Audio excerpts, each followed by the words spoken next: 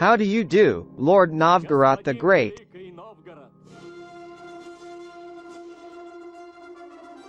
Chronicle Veliky Novgorod, Great Newtown, has always occupied a special place among other ancient Russian cities. Throughout Russian history until the beginning of the 17th century, it competed on equal terms first with Kyiv, and then with Moscow for the right to be called the capital of Russia. We know all this from school textbooks. But the excavations that have been going on for many years in modern Veliky Novgorod give reason to assert that Novgorod on the river Volkhov has never really been a major state and commercial center.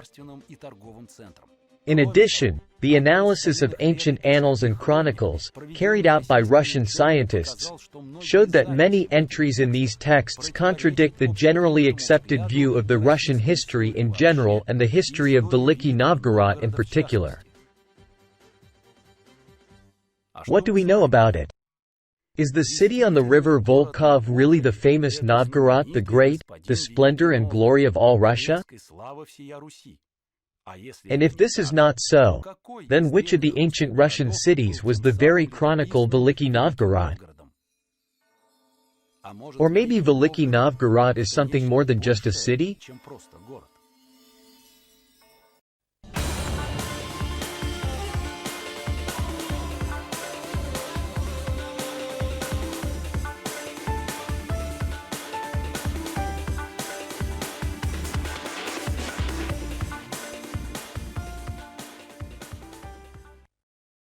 Few people know that the chronology by which we live now was formed in the 16th century.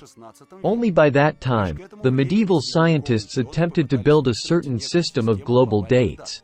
This officially recognized timescale is called Scaligerian chronology by the name of the most important chronologist of those years, Joseph Scaliger.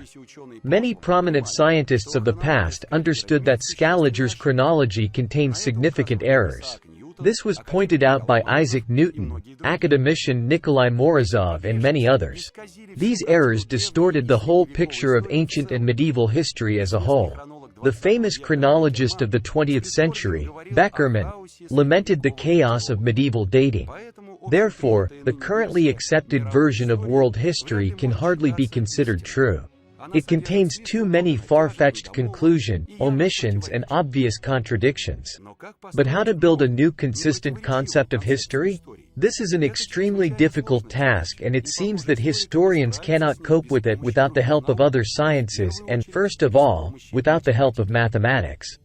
Academician Anatoly Fomenko, a scientist and mathematician from Moscow State University, has been analyzing ancient and medieval chronology since 1973. He managed to obtain a number of fundamental results in this area. In 1981, Gleb Nozovsky, candidate of physics and mathematics, Ph.D., joined the work on the new chronology.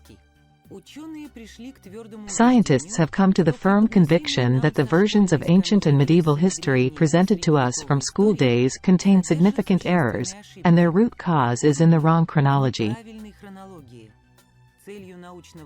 The goal of the scientific project, New Chronology, is to create independent and reliable mathematical statistical methods for dating ancient and medieval events. For several years, I and my colleagues have been creating such methods. Today there are about 7 of them, and they are based on the processing a large amount of data that is extracted from old texts. These are references, various names mentioned by ancient authors, descriptions of eclipses, and things like that. These methods were later applied to the real chronicles, real annals. One of the films of our documentary series tells in detail about the unique methods of examination the past, developed by mathematicians Anatoly Fomenko and Gleb Nozovsky, which make it possible to objectively, without reference to the Scaliger timescale, analyze the events of real chronicles and annals. Studying ancient documents, scientists began to note many strange inconsistencies that official history passed over in silence. Let's take a closer look at some of them.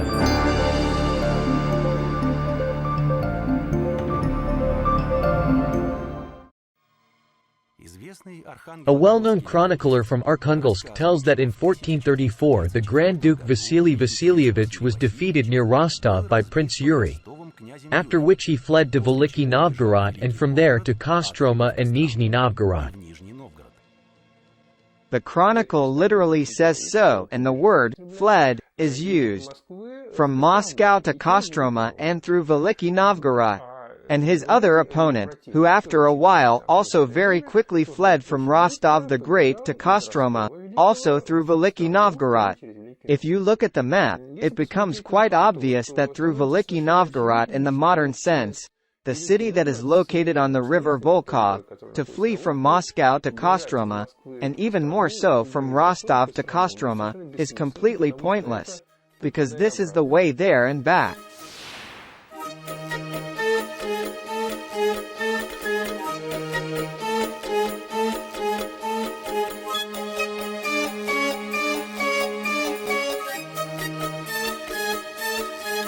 Moreover, today there is a highway, there is a railway, but, in fact, it is an impassable path through swamps, which, perhaps, could be overpassed in winter.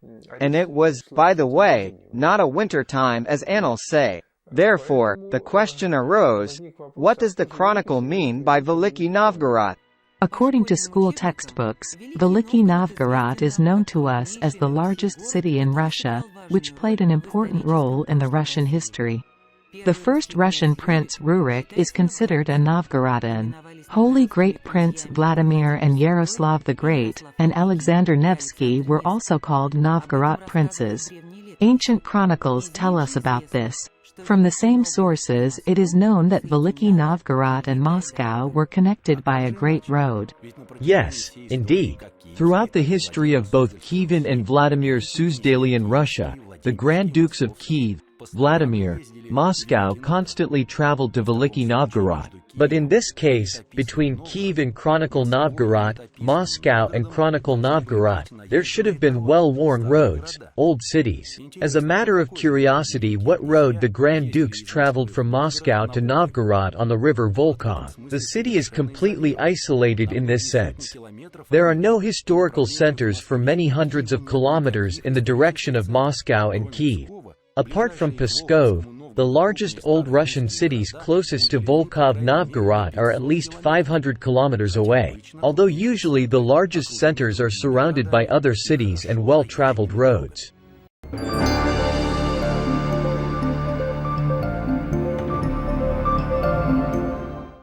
Trying to figure out where Veliky Novgorod was, after all, and how to understand the indications of the annals, we turn to the history of Novgorod on the river Volkhov and what happened there, what is known there, and whether it corresponds to the descriptions that we know from the annals. Well, it immediately caught my eye that it does not correspond, and moreover, it is very inconsistent. Well, what do we know about Veliky Novgorod from the annals?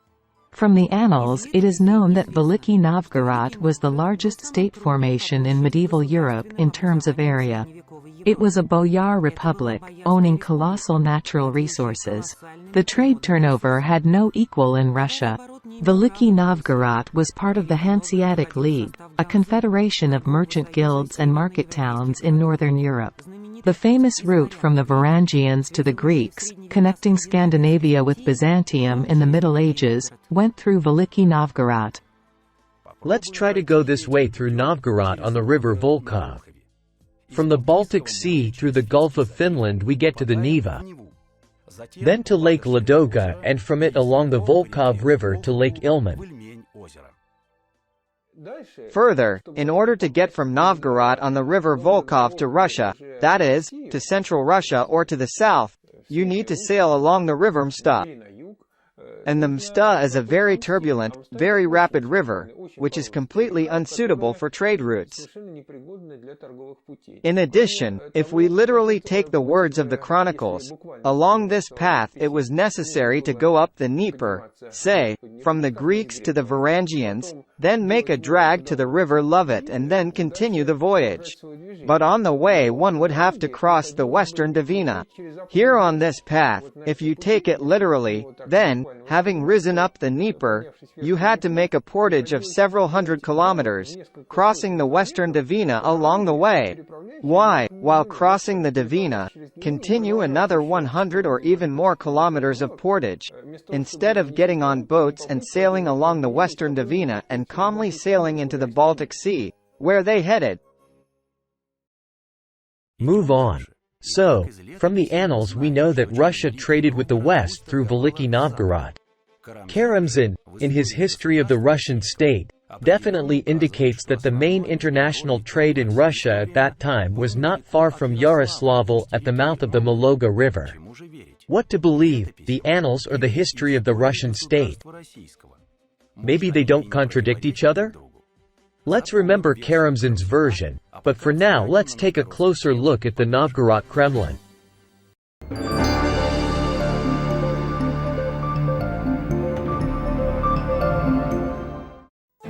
The Novgorod Kremlin or Detonets is located in the very heart of the city. The length of the walls is 1,350 meters. For comparison, the length of the walls of the Trinity Lavra of St. Sergius near Moscow is 1,250 meters.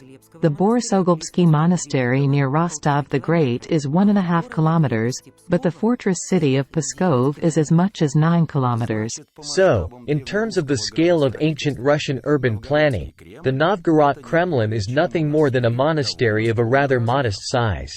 The most noticeable detail of the architectural ensemble of the Novgorod Kremlin is St. Sophia Cathedral. In the tourist guide to the Novgorod Kremlin we read, "Until our time, the cathedral has retained its original forms. Has it really never been rebuilt since the 11th century?" Let's listen to the guide of the Volkhov Novgorod Kremlin. And one of the oldest churches in our country is our Novgorod Street Sophia Cathedral. In 1045, the construction of St. Sophia Cathedral began. In 40 years, our church will celebrate its 1000th anniversary. That is, our ancestors didn't build for centuries, but rather they built for millennia.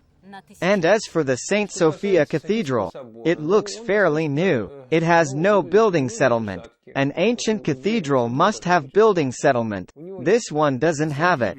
For 9 centuries, a cultural deposit has accumulated around the cathedral, covering the lower part of the building by 2 meters. This is too small for such an ancient building. In archaeology, there is such a basic concept of cultural deposit. This is household waste, construction waste, everything that was thrown underfoot. All this accumulated quietly, imperceptibly, year after year. In our day, in general, in a modern city, the cultural deposit accumulates as well. Now, if we look at how asphalt is laid, we will see this puff pastry pie. New asphalt is laid on top of the old asphalt. Sometimes the old one is cut off, sometimes not.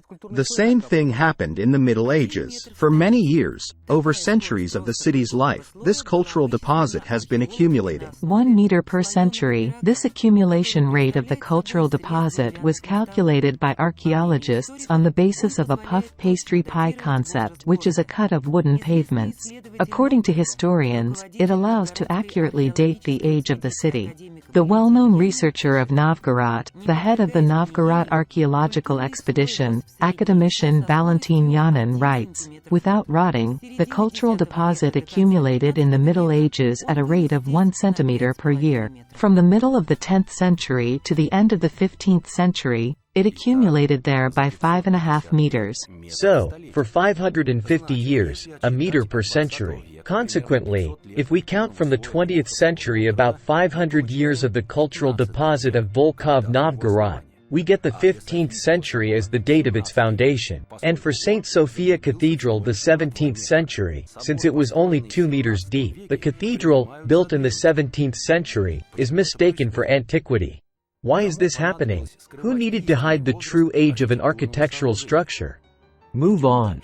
From the annalistic history of Veliky Novgorod, we know a lot about the Novgorod Vladichny courtyard. The tourist guide to the Novgorod Kremlin says, "The Vladichny courtyard of the Novgorod Kremlin is an outstanding complex of civil architecture structures. Here were located administrative and economic services. Here lived the Novgorod Archbishop, the owner of a huge sovereign treasury. The Council of Lords gathered. The internal and external policy of Novgorod the Great was decided. Created according to a distinct plan complying with the idea of functional residential architecture, Vladichny courtyard was something completely new in Russian culture and was an outstanding phenomenon of urban planning. It was a state within a state that could provide itself with everything necessary. There were cookhouses, kvass, handicrafts, dryers, baths, forges, a well, cattle and stable yards, warehouses and cellars with supplies. Contemporaries enthusiastically talked about the numerous chambers, passages, a pillar with a clock and other wonders. And the Metropolitan's palace itself was a huge three-story building that stretched along the entire Kremlin wall. And here is what we see today in Novgorod on Volkhov. So, we are at the Vladichny courtyard of Novgorod. This courtyard is associated with the names of the Novgorod lords, and all the buildings here are associated with the highest ranks of the Novgorod clergy.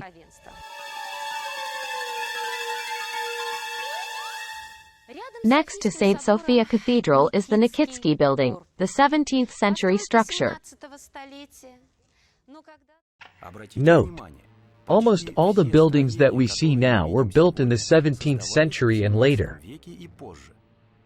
But even if we assume that the old buildings were destroyed for some reason, it is difficult to imagine that the mind-boggling Novgorod state in the state for centuries could fit on this patch of land.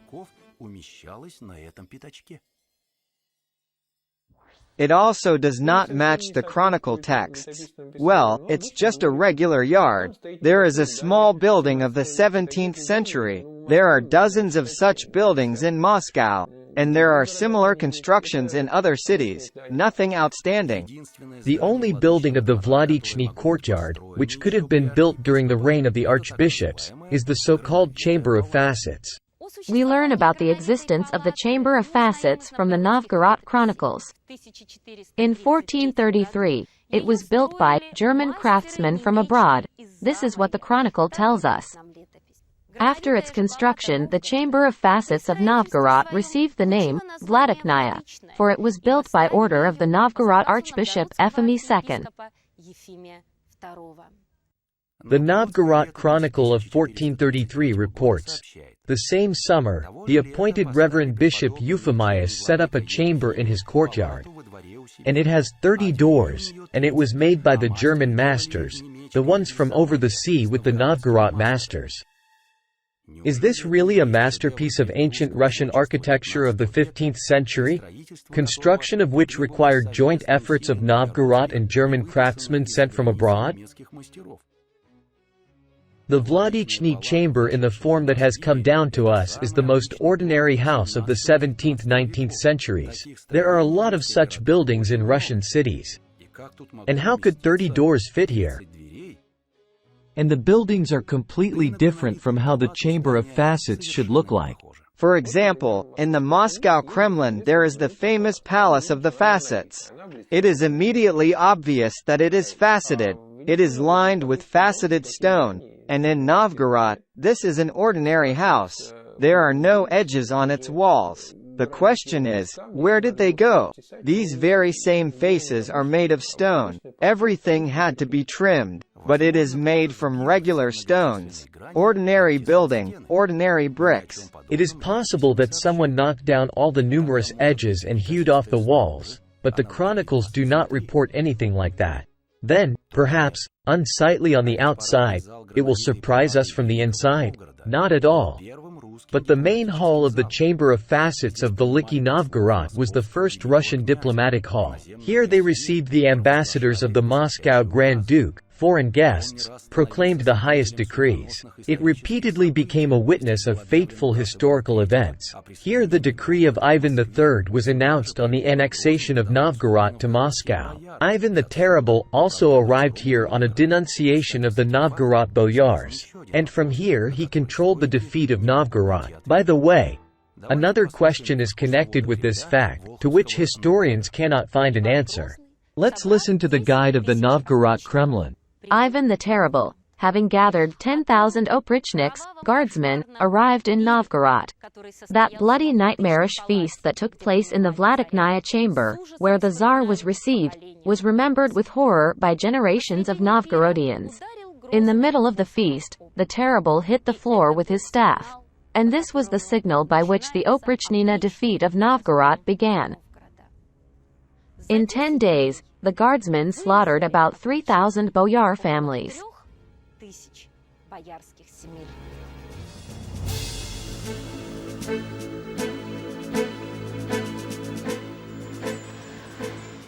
On the streets of the city, oprichniks behaved as if they were in a hostile city. They killed a lot of people. The bodies were thrown into pits. That was a real massacre. But then why can't archaeologists, who have been working in Novgorod for a long time, find a single mass grave of those years? Let's remember this fact. We will return to it later. Ever since school, we have known about the famous Novgorod Veche, which took place in the so-called Yaroslavl's court in Novgorod. In the Novgorod charters they wrote, "The people of Novgorod decided at the Veche, at the Yaroslavl's court." Historians claim that Yaroslavl's court and the trade place were the busiest places in the city in ancient times. Karamzin mentions that at the ringing of the Veche bell, 10,000 Novgorodians gathered in the square. Academician Yanin for a long time, by his own account, was looking for Yaroslavl's court in Veliky Novgorod. In the end, a court was presented as being Yaroslavl's courtyard, on which, as he himself says, about 50 people could fit in, no more. So, his conclusion is that the annals greatly exaggerated the size. That was such a courtyard, just 50 people, a trampled place. Well, excuse me, 50 people gathered at a regular village meeting. I think even more, in any Russian village. Maybe only the upper strata of society were present at the Veche? But then it would be no longer a Veche. Here, wherever you look, everywhere it turns out that what is presented in Novgorod on the river Volkhov as remains of Veliky Novgorod. All this does not correspond to what should have been.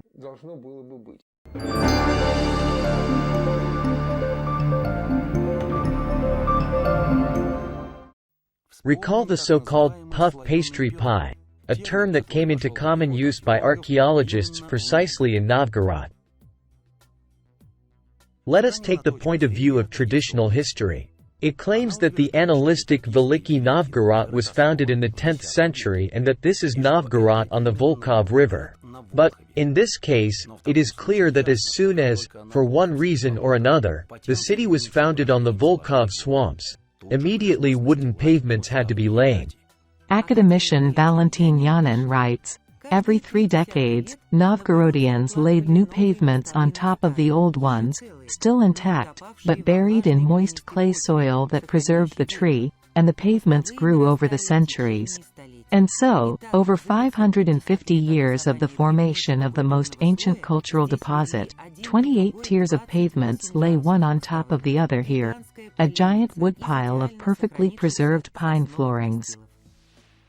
The trees of each next floor grew for some time along with those trees that were laid in the previous layer. By comparing the thickness of tree rings, one can determine how long they have been growing together. In good years, the rings of the tree are thicker and grow well. In dry years, the rings are thinner, and so on. Therefore, the graph of the thickness of the rings seems to tell you the events from the life of this tree. One might expect that for trees of the same climatic zone, these graphs will be more or less similar, comparable. By linking graphs one after another, you can try to build a scale and stretch it into the past, and on this basis, then date new samples. We did not specifically check the calculations that Yanin and his group carried out in this case, but the idea is reasonable and we completely trust them and think that they most likely were not mistaken here. Moving on. The perfect preservation of the lower layer of the Volkhov pavements means that this is the first layer. The first pavement, the first layer is very well preserved, and, therefore, it was indeed the first layer. Because if it were not the first but say the 10th, 20th, and all before that would have rotted, then this destruction would be gradual. Then a completely rotten layer would have been lying under the half-rotten one. And since the first layer is in good condition, it means that it is really the first one and there is nothing under it. Pavements had to be laid in recent times, relatively recent, but up to the time when asphalt laying began. Therefore, if we subtract 550 years from, say, the middle of the 20th century to, conditionally, 1950, when asphalting had already begun, well, we get 1400 for the first layer. But archaeologists date it to the 11th century, 400 years earlier. They get such a picture that in the 11th century started laying pavements. 550 years of laying until the 15th century, and then a problem arises. What to do with the rest of the pavements from the 15th to the 20th century that have not been preserved? Why then is it considered that the dating of the Volkhov puff pastry pie is absolutely accurate and refers to the era from the 10th to the 15th century? Academician Yanin, the head of the Novgorod Archaeological expedition, writes, "For starters, we managed to obtain a relative dendrochronological scale. Then it was possible to get absolute dates. To do this, logs used in the foundations of Novgorod churches were studied, which time of construction was reliably known from the annals." This means that the chronicles were taken from which the dates of construction of several churches were extracted. According to this dating, the age of the logs of the Novgorod pavements was calculated. But no independent confirmation of annalistic dates has been carried out.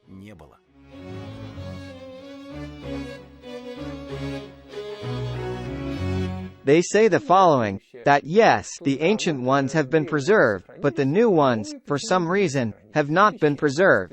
They disappeared, decayed completely and turned into dust. But this assumption requires proof. It's kind of, I would say, very strange. Therefore, when we are told that your research contradicts the Dendrochronology of Veliky Novgorod, more precisely, Novgorod on the Volkhov River, we always answer no, their research does contradict, their version does contradict. Ours is in very good agreement. Based on the study of the puff pastry pie of Novgorod pavements, the authors of the New Chronology concluded that the very first settlement on this site should have been dated no earlier than the 15th century, and not at all the 10th. It is known that there really was a settlement on the site of modern Novgorod on the Volkhov River, which was built as a fortress for the war with the Swedes in the 17th century. The annals of that time say that the locals called this place not Novgorod, but simply Akalatok. Here is what is written in the tourist guide to the Novgorod Kremlin. In the 14th to 16th centuries, the whole territory of the Detonets, citadel, was called Akalatok, except for the Vladichny courtyard. The name Akalatok came into use instead of the name Novgorod, which originally meant the entire citadel of the 11th–12th centuries, and then the entire territory of the city. Strange text, isn't it? By trying to justify the name of the place, it confuses even more. So, if Novgorod on the river Volkhov is just Akalatok, where was Lord Novgorod the Great? Let's recall the Grand Duke Vasily Vasilievich and take his route one more time. One glance at the map was enough to suspect, although it was only a suspicion at first, that Yaroslavl was called Veliky Novgorod, because on the way from Moscow to Kostroma or from Rostov to Kostroma there is such a large city that could pull off the title of Veliky Novgorod, and Veliky Novgorod is the city with the highest profile in Russian history.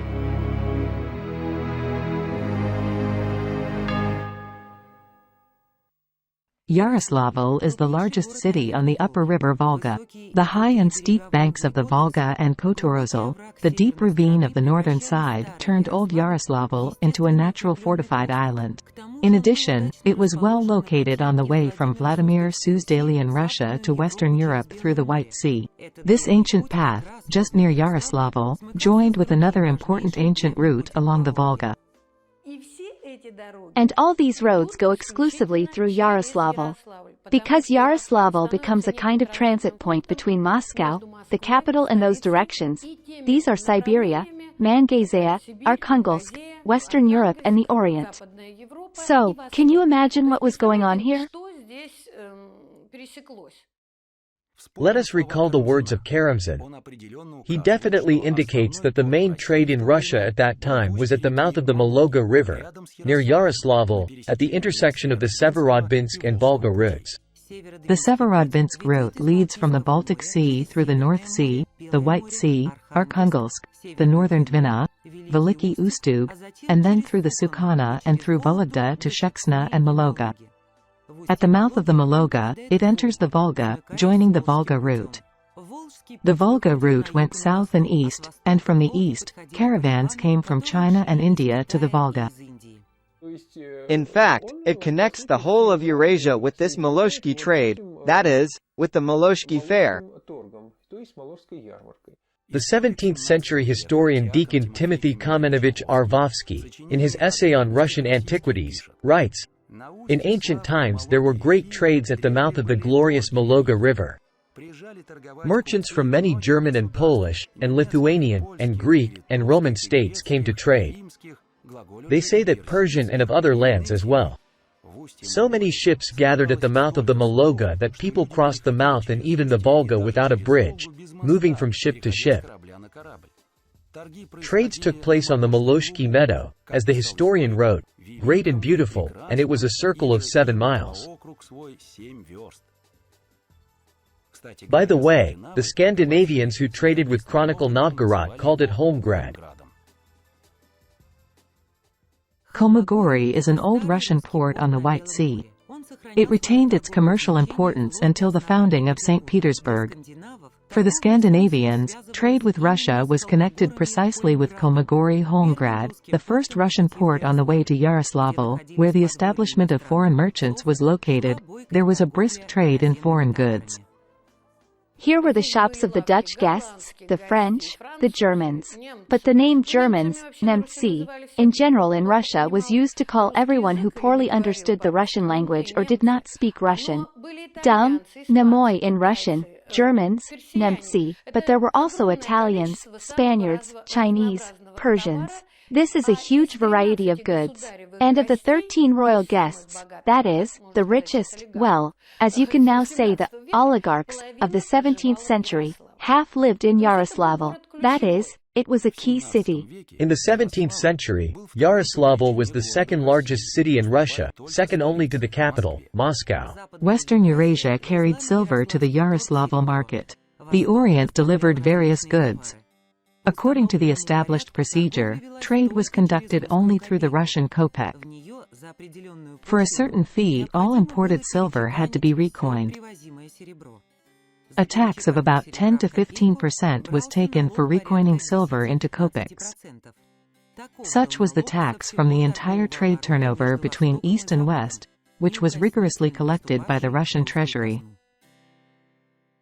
So much duty was collected that it was measured in poods, 16 kilogram. The chronicler writes, that duty in poods was 180 poods and more were collected in the treasury of the Grand Duke. It is known that the first silver mine in Russia was commissioned at the end of the 17th, in the 18th century. Prior to that, all Russian silver was taken from cellars. And in the cellars lay Western European thalers. A very large accumulation of buried treasures is known to be near Yaroslavl. There are Arab coins, the so-called Kufik coins, which is also natural for the center of international trade. Since they traded there, it means that there was a lot of money there. Money, naturally, was hidden from time to time. There must be hidden treasures. There is nothing like that in Volkhov Novgorod. But Yaroslavl presents surprises that official history is unable to explain.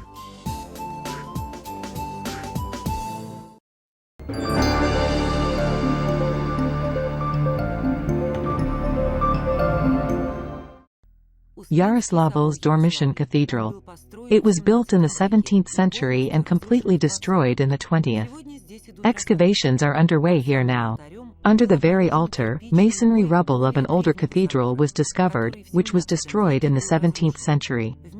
Along with the masonry rubble, archaeologists saw a huge mass grave. It's like a mass grave. All the skeletons that have been preserved here, they have traces of violent death. The majority are women and children. Most likely, the people we found here died as a result of some kind of military conflict. According to official history, Yaroslavl has never been taken by enemy since the invasion of Batu Khan. Massacres in Yaroslavl the Middle Ages are also unknown. It turns out that historians cannot say anything about this burial. And now let's remember Veliky Novgorod. There, according to the chronicles, mass graves should have remained.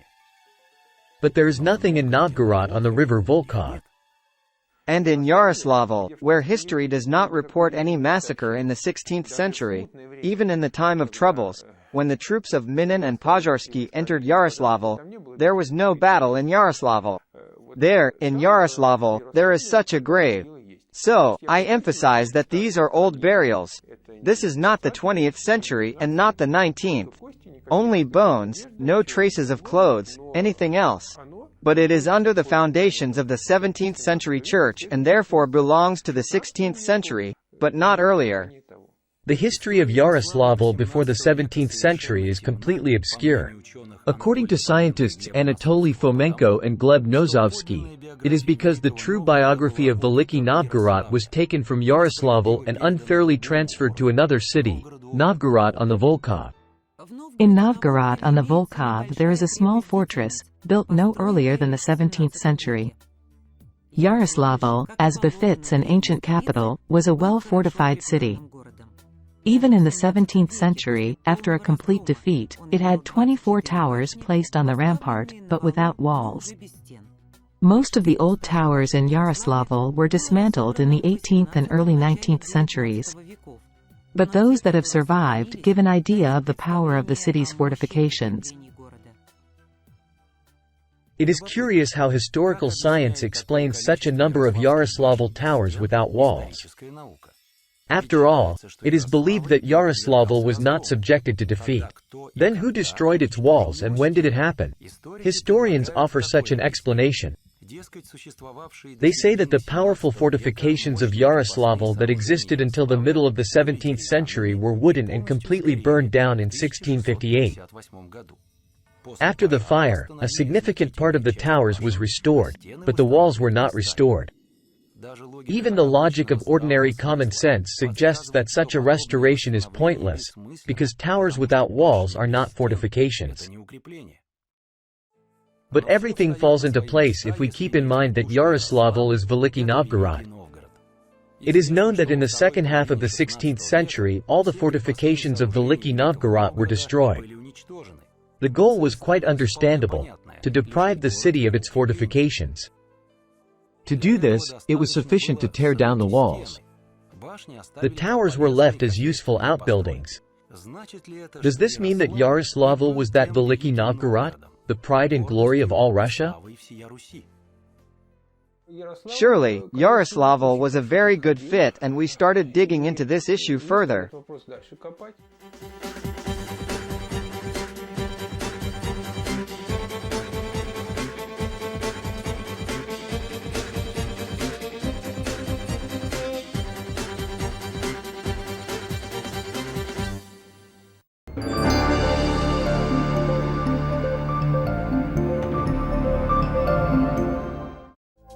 The hypothesis of the authors of the New Chronology is as follows. The famous in Russian history name, Lord Novgorod the Great, didn't mean one city, but rather an entire region. This region was the capital until the moment when the capital was moved to Moscow. The composition of the Lord Novgorod the Great included Yaroslavl, Rostov, Kostroma, Peroslavl, Vladimir, Suzdal and other cities of Vladimir Suzdalian Russia. Veliky Novgorod, as we now understand, was called the interfluve of the Oka and Volga, that is, the whole of Vladimir Suzdalian Russia in a broad sense, and Yaroslavl is Veliky Novgorod in the narrow sense, or rather, it is Yaroslavl's courtyard of Veliky Novgorod. Because in Veliky Novgorod there is such a famous city itself, and even more famous is the place where they actually gathered at the Veche, where the most important issues were resolved. This is the so-called, famous in the annals Yaroslavl's courtyard of Veliky Novgorod. Yaroslavl is precisely this very Yaroslavl's courtyard, and Veliky Novgorod, as we now understand, is Vladimir Suzdalian Russia between the Oka and Volga rivers. The Novgorod Chronicles speak of the independent ends of Novgorod, which sometimes even fought among themselves. Each end had its own head, its own seal. Moreover, several seals from each end were at once attached to the Novgorod letters. For example, there are 8 of them on one of the oldest Novgorod letters. From time to time, representatives of the ends converged on a Veche in Yaroslavl courtyard, that is, in the city of Yaroslavl. This is fully confirmed, for example, by Scandinavian sources.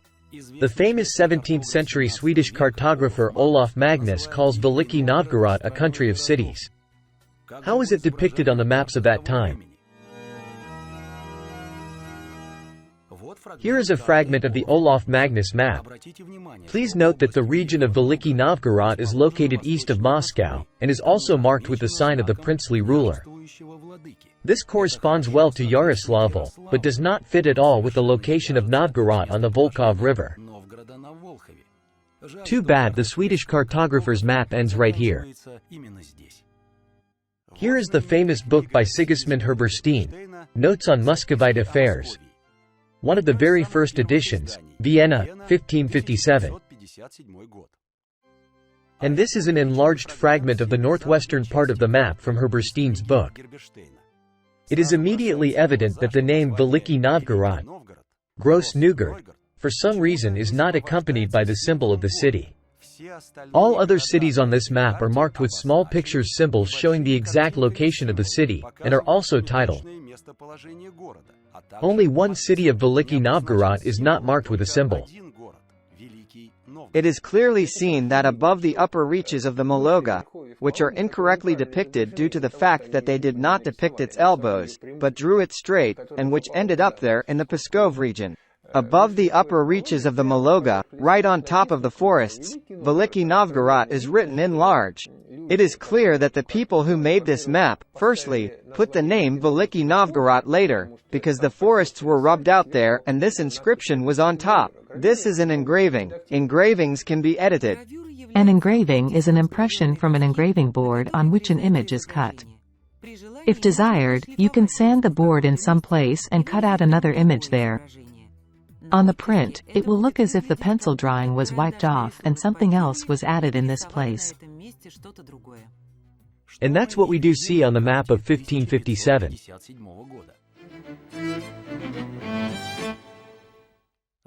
Why was it done and who benefited from it?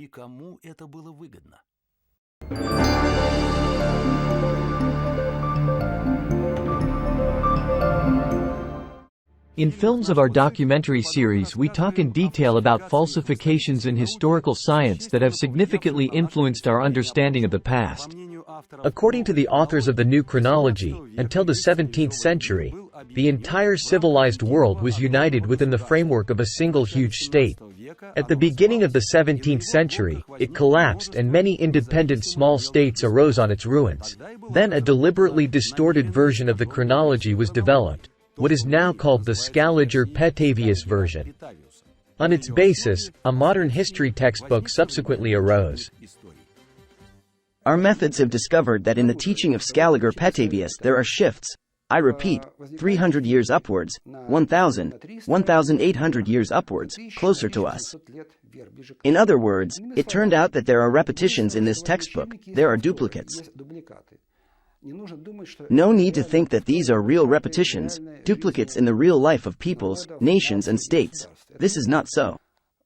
Apparently, repetitions arose due to the fact that in the 17th century, chronologists, creating a global version of the chronology and the history based on it, had several versions of old chronicles written by different people, in different languages, in different countries.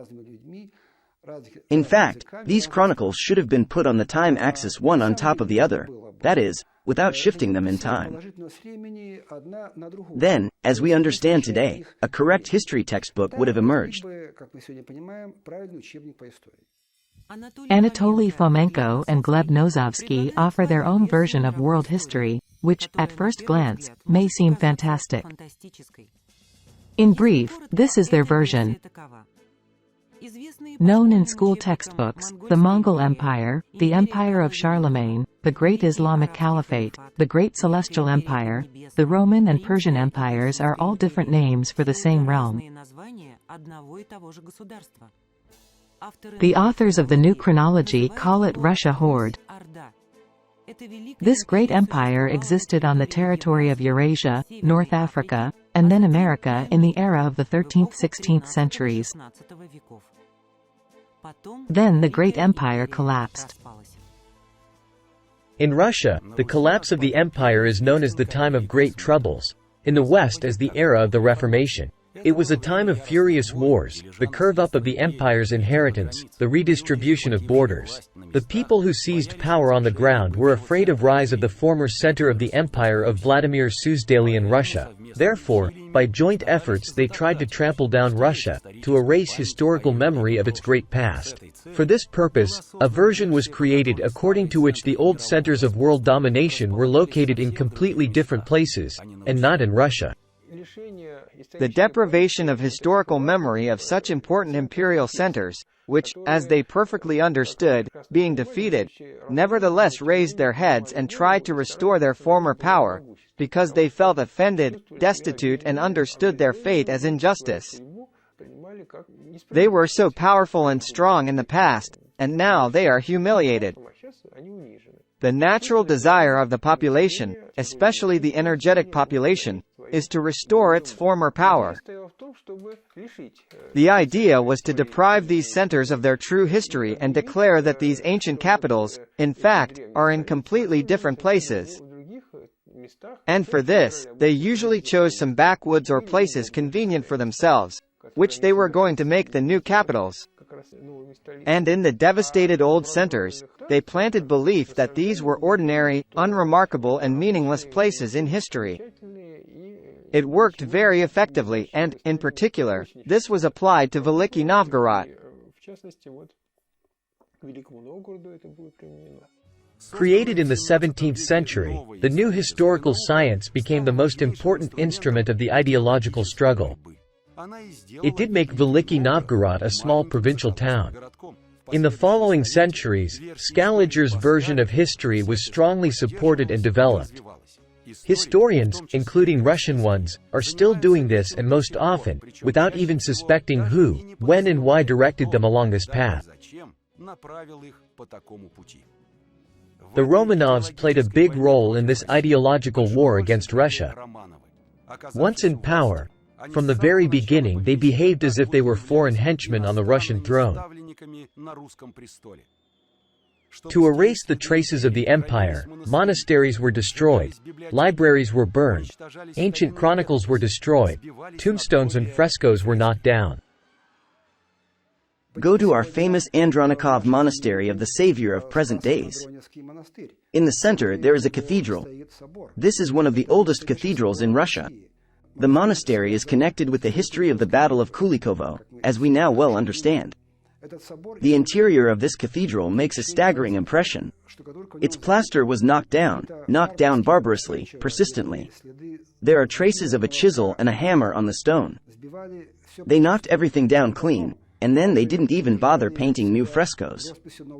The top was painted with lime. All these facts take on a new meaning. It becomes clear that these are not just traces of restoration activities, but traces of a global cleansing of the Russian history. Traces of creating a new version. Traces of destruction of the memory of Russia's past. What was on these frescoes? These frescoes, as we understand nowadays, depicted the history of the Great Mongol Empire, the history of Russia Horde. There were obviously the titles of the kings' khans, which were later wiped out from the pages of our chronicles, and, for sure, their presence on the frescoes has now become unconditionally unacceptable. There were obviously symbols, which also now contradict the new Romanov's version. And so, according to the authors of the New Chronology, the great empire, that made up half the world, ended up under the pen of falsifiers of history and, as a result, was completely forgotten. An effective method of destroying historical memory is well known to those who seized power by force. Erase pride in the great past of the country, and such a people can be easily controlled.